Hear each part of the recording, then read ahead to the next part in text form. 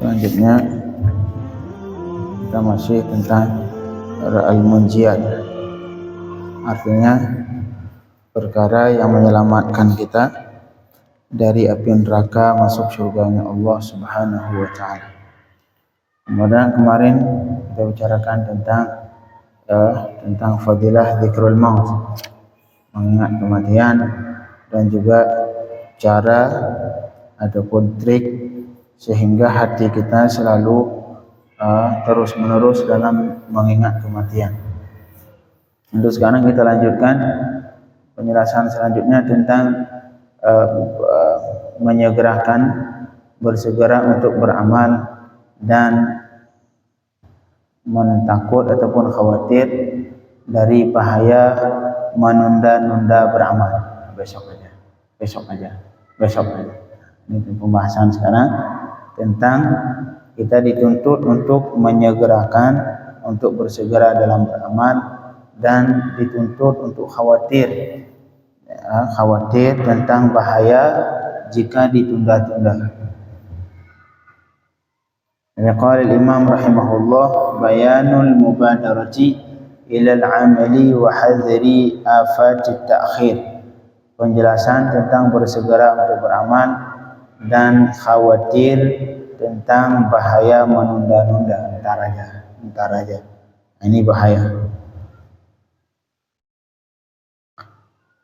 Qala al-Imam, bismillahirrahmanirrahim, i'lam, kata beliau,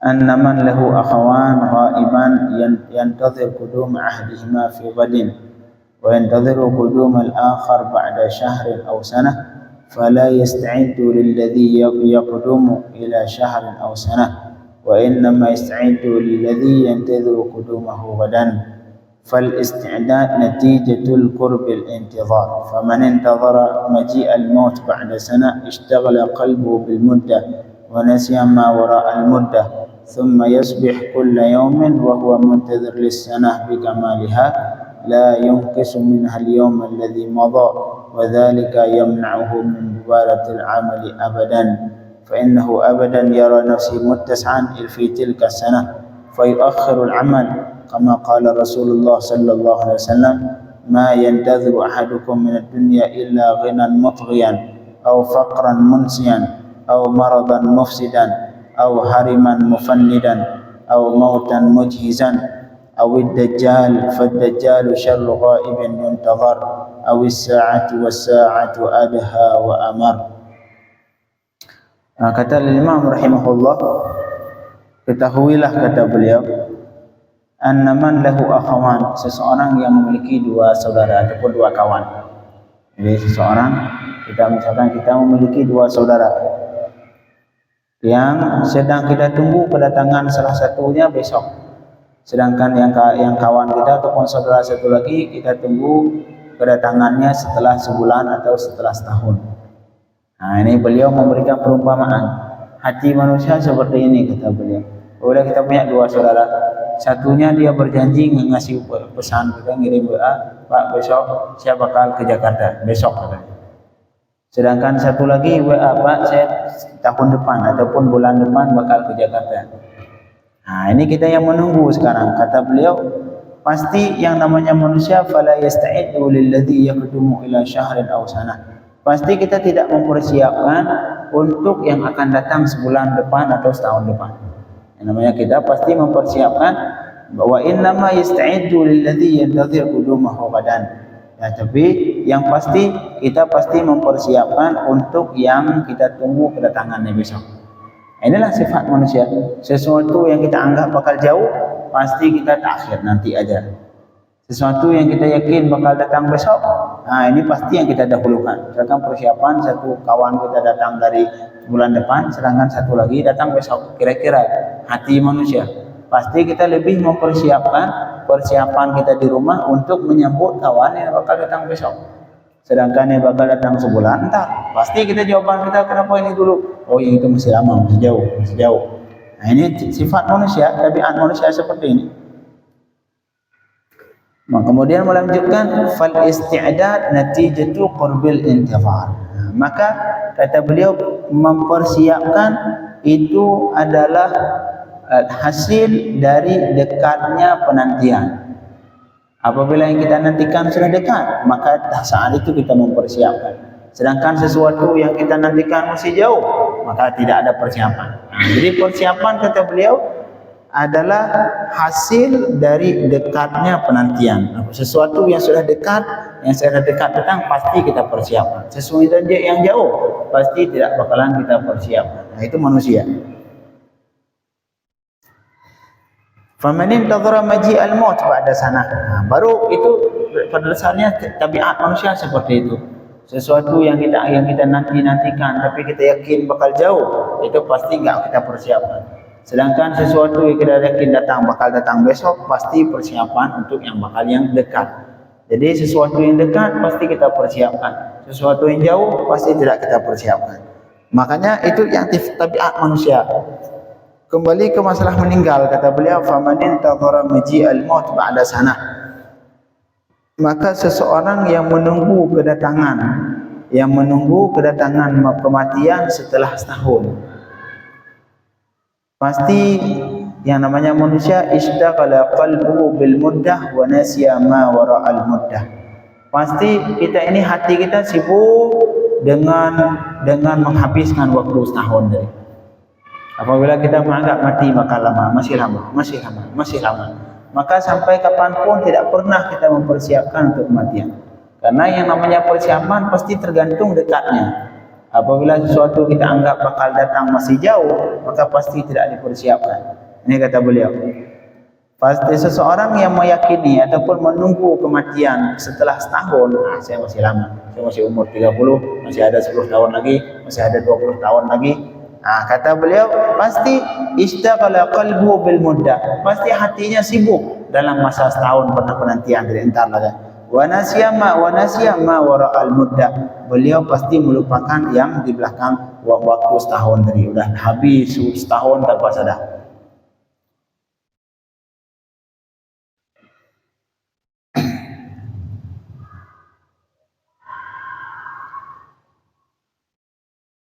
Thumma yusbih kulla yawmin wa huwa muntazir li sanah bi kamaliha. Kemudian beliau setiap hari menunggu entar, masih ada setahun lagi, masih jauh. Terus dalam penantian tidak mau menyegerakan untuk persiapan. Tidak mau bersegera untuk mempersiapkan. Karena ya seperti tadi. Jadi kaedahnya ataupun yang tabiat manusia yang beliau garis bawahi, persiapan tergantung dekat penantian. Sesuatu yang kita yakin sudah dekat, pasti kita persiapkan. Sesuatu yang kita yakini masih jauh, pasti tidak bakalan kita persiapkan. Maka kematian sama persis seperti itu. Jadi persiapan dalam kematian tergantung dalam anggapan kita mati masih lama atau tidak. Kalau kita anggap mati saya masih lama, maka waktu habis sia-sia terbuang, tidak pernah kita mempersiapkan. Jadi sampai kita tunggu sampai habis 1 tahun, entar lagi. Kita menunggu setahun sampai setahun penuh.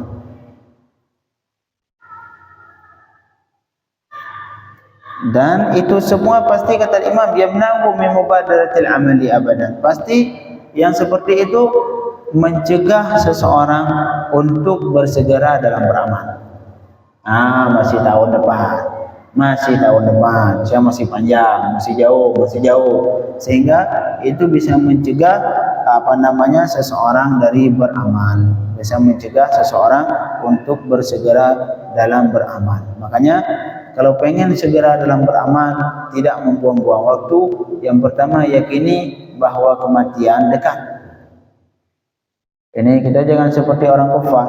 Kata orang kafir, innahum yarawnahu ba'ida wa narahu qariba. Ini kata orang kafir, itu masih lama, masih jauh. Tapi yang sebenarnya wa narahu qariba, dan itu sebenarnya dekat. Malahan kata ulama sesuatu yang pasti terjadi, pasti dekat itu dinamakan dekat. Walaupun mungkin terjadi masih jauh, tapi pasti terjadi itu dekat. Sesuatu yang pasti terjadi walaupun itu jauh dianggap dekat. Jadi seseorang yang menganggap seperti itu, saya bakal masih jauh, masih setahun lagi meninggal. Pasti seseorang menyia-nyiakan waktu, kemudian karena tidak mempersiapkan, karena kita menganggap masih jauh. Fa innahu, alasannya dia tidak pernah beramal, tidak pernah bersegera untuk beramal. Fa innahu abadan yara li nafsi muttas'an fi tilka sana. Karena kita menganggap diri kita masih luas, bentar aja, masih luas. Selama kita menganggap masih luas, maka sampai kapanpun tidak pernah berupaya untuk bersegera dalam beramal. Fayuakhirul amal, maka baru dia menunda-nunda dalam beramal. Entar aja. Jadi kesimpulannya, kenapa seseorang menunda amal, mendakhirkan beramal, tidak bersegera dalam beramal salih kepada Allah? Penyebab satu dong. Kata Imam Al-Ghazali, karena dia menganggap kematian masih lama. Walaupun anggapan dia salah. Karena dia menganggap saya masih panjang umur, sehingga masih entar aja. Jadi itulah penyebab utama, karena kita menganggap bahwa kematian seolah-olah masih setahun depan, masih jauh. Padahal tiba-tiba bisa jadi malam ini kita sehat-sehat, pagi sudah meninggal.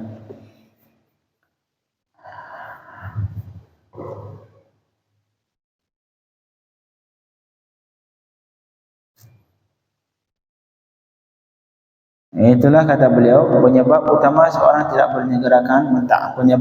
seseorang mentakhirkan amal karena masih menganggap kematian itu masih jauh, masih setahun lagi, 2 tahun lagi, 3 tahun lagi.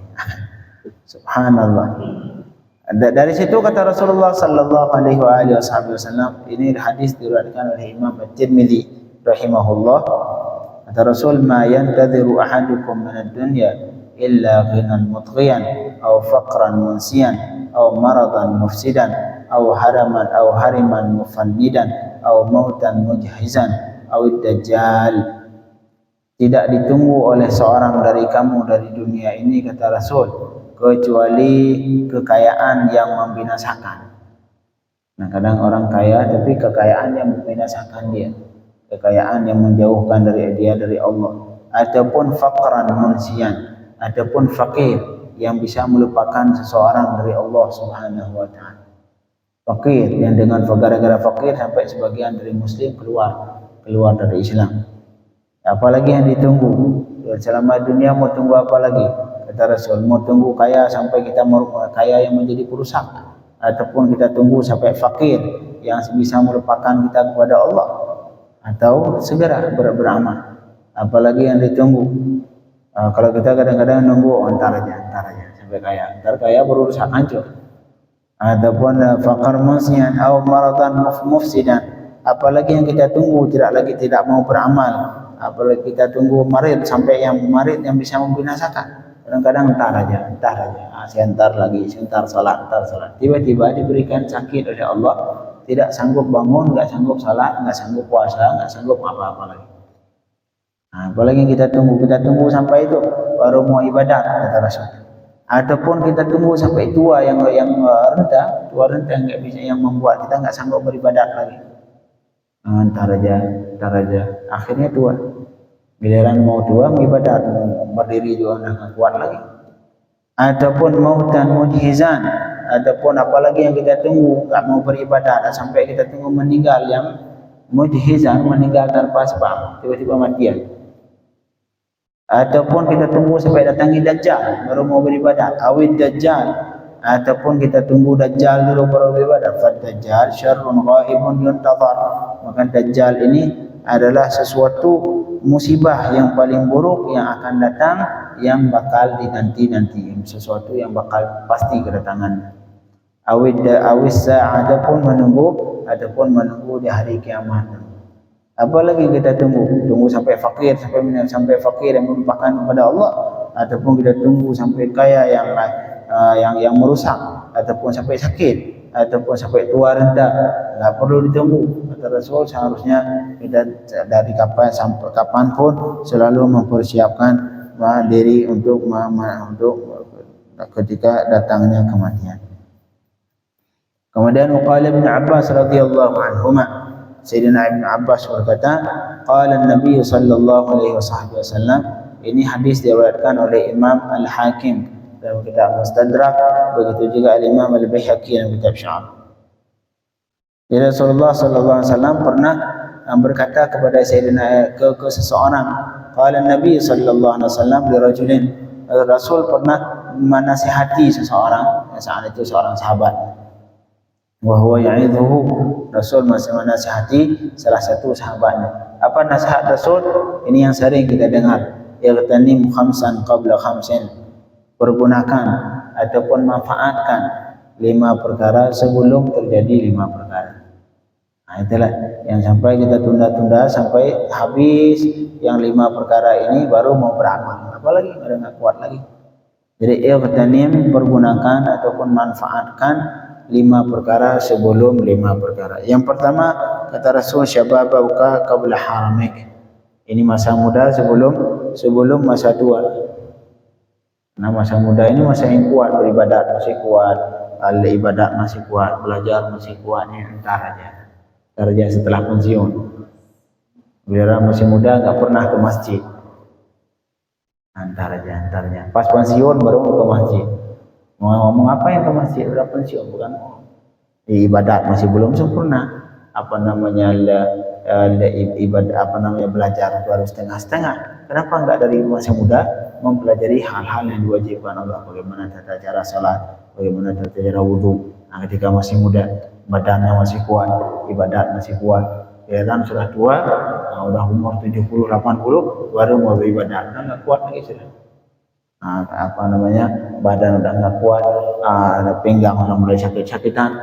Nah, jadi ya ketanim masyababaka qabla haramik, pergunakan masa muda sebelum masa tua.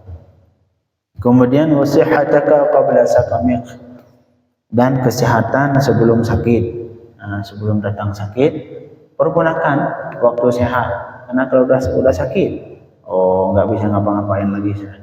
Sebagian orang kadang-kadang mau salat juga harus pakai tayamum, harus diwudukan sama orang lain. Ribut, tidak bisa lagi melakukan hal yang seharusnya bisa dilakukan kalau dalam keadaan sehat. Kemudian waghinaka qabla faqrik, dan pergunakan masa kekayaan, kaya sebelum fakir. Karena ada banyak status sosial kita beda-beda. Kadang-kadang kaya, kadang-kadang muda, kadang-kadang tiba-tiba bangkrut, kadang-kadang lagi fakir kemudian kaya. Jadi nggak tahu. Makanya selama kita diberikan keadaan kemudahan dari segi harta, dari segi materi kita cukup, pergunakan waktu itu. Jangan entar aja. Bangkrut. Yang dulu semasa masih punya uang, nggak mau entar aja sedekah. Akhirnya bangkrut, udah nggak ada lagi mau sedekah, habis, nggak ada lagi yang mau disedekahkan.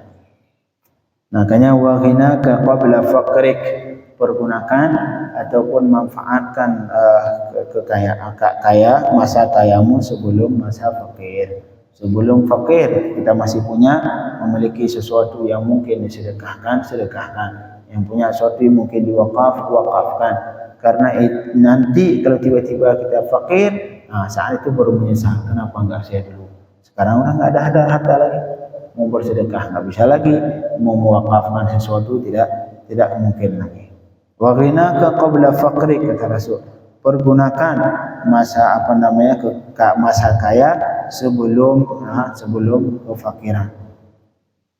Kemudian yang terakhir, yang selanjutnya, wa faraghaka qabla syughlik, dan pergunakan masa kosong sebelum masa sibuk. Nah, kadang-kadang kita ada masa kosong, antar ada waktunya sibuk. Jadi giliran ada waktu kosong, pergunakan sebaik mungkin untuk beribadah kepada Allah Subhanahu wa Ta'ala.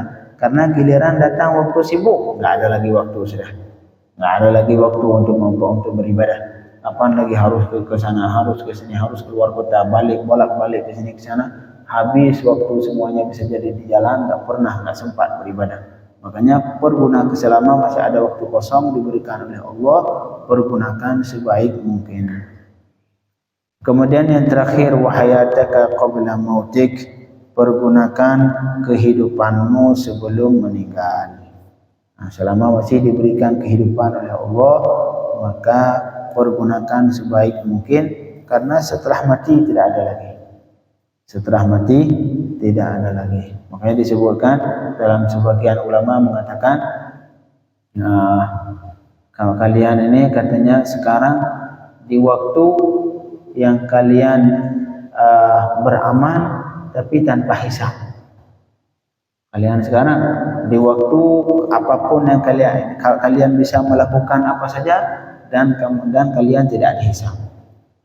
Akan datang suatu hari di kiamat kelak, kata beliau, kalian di situ akan dihisab tapi kalian tidak bisa melakukan apa-apa lagi. Nah, kalau sekarang kita masih bisa melakukan apa saja dan tidak dihisab. Di dunia mau melakukan mau zina, mau ini, mau itu, terserah, mau maksiat, belum dihisab. Nanti kata beliau ada suatu saat di mana kalian di situ akan dihisab dan tidak bisa melakukan apa-apa lagi. Itu hari kiamat, cuma hisab doang. Kenapa kamu ini? Kenapa ini? Kenapa ini? Kenapa ini? Cuma dihisab doang. Dan hari itu tidak mungkin lagi untuk beramal. Dari orang kafir nanti di hari kiamat, hatta idza jaa ahaduhumul maut qala rabbi irji'un. Ini orang kafir. Apabila salah satu mereka antar sudah mati, mereka mengatakan qala rabbi irji'un, ya Allah kembalikan biar hidup lagi. La'alli a'malu salihan fima tarakt. Semoga aku bisa melakukan lagi amalan yang saleh yang dulu saya tinggalkan. Dulu saya tidak beramal, dulu saya tidak salat, dulu saya tidak begini. Ya Allah, kembalikan saya bisa hidup lagi untuk melakukan itu. Jawaban Allah, kalla innaha kalimatun wa qailuha wa min waraihim barzakhun ila yaumi yub'atsun. Tak bisa lagi sudah. Setelah mati habis. Cuman setelah mati hisab doang tanpa beramal. Sekarang waktunya, kata beliau, kata ulama tadi, sekarang kalian masih di saat bisa beramal dan tanpa hisab. Nanti ada suatu saat kalian cuman dihisab, tidak mungkin lagi beramal. Yaitu hari kiamat. Makanya kata Rasul, "I'tanim khamsan qabla khamsin." Pergunakan 5 perkara sebelum 5 perkara.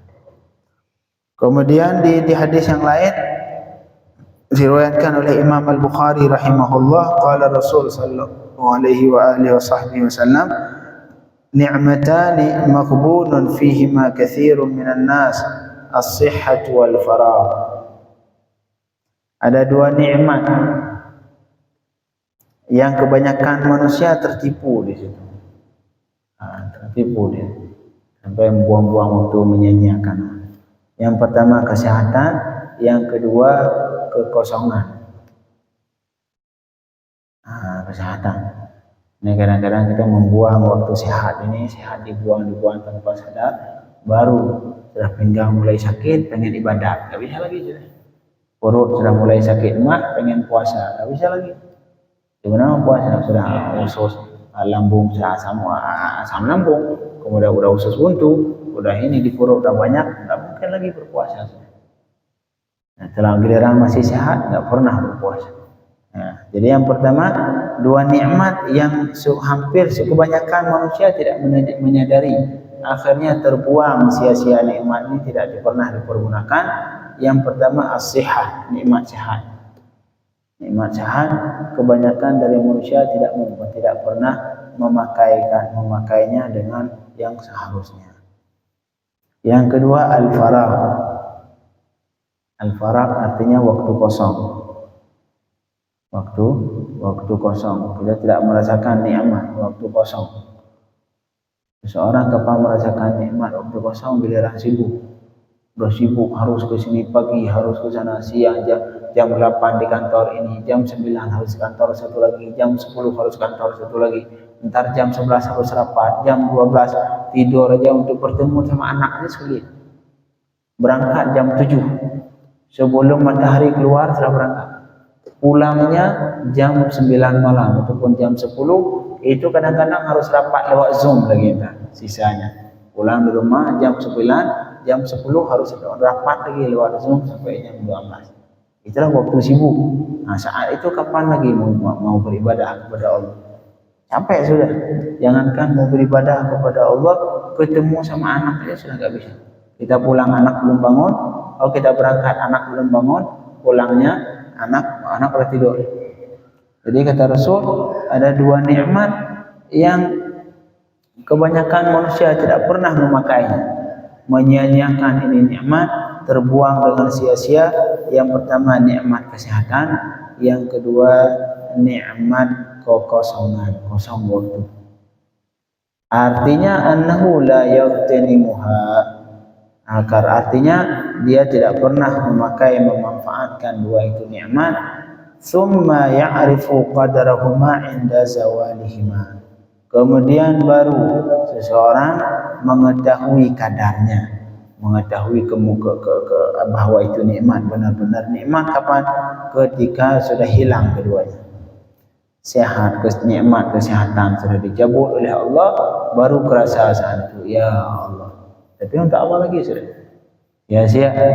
Kemudian satu lagi yang tidak begitu juga, farah, yang dulu pilihan waktu kosong banyak tidak pernah dimanfaatkan sebaiknya. Giliran datang waktu sibuk, dari jam 7 berangkat, pulang jam 10 malam, malamnya harus Zoom lagi. Nah, baru saat itu merasakan, ya Allah, kenapa dulu pas lagi kosong tidak beribadah. Itulah kata Rasul, ni'matani maghbunun fihima katsirun minan nas. Ada dua nikmat yang kebanyakan manusia rugi di situ. Rugi. Tidak artinya rugi apa? Tidak memanfaatkan.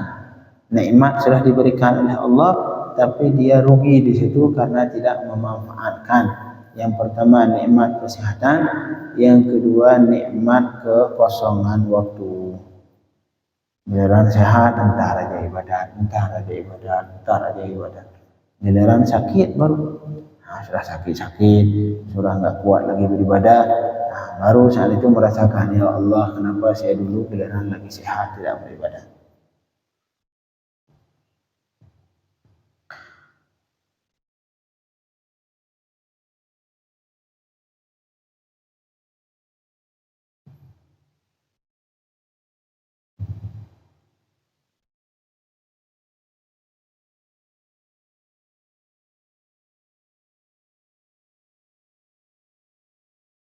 Itulah beberapa hadis yang menyangkut tentang kita diperintah ataupun dianjurkan oleh Rasulullah sallallahu alaihi wasallam untuk bersegera menyegerakan dalam beramal saleh, karena mati yang sesuatu yang pasti terjadi, tidak pernah kita tahu kapan bakal datang. Makanya jangan merasa mati masih nanti lagi, entar lagi. Karena seseorang jika menganggap mati masih lama, pasti selalu menunda-nunda dalam beramal. Karena persiapan menyegerakan persiapan atau tidak menyegerakannya itu tergantung dari keyakinan kita yang nanti itu bakal datang cepat atau lambat. Seseorang yang menganggapnya masih lama datangnya pasti tidak dipersiapkan, sedangkan seseorang meyakini bahwa yang dinanti itu akan datang, bakal datang cepat, maka dia selalu mempersiapkan. Semoga kita termasuk orang yang bersegera dalam beramal kepada Allah Subhanahu wa taala. Amin amin ya rabbal alamin. Sallallahu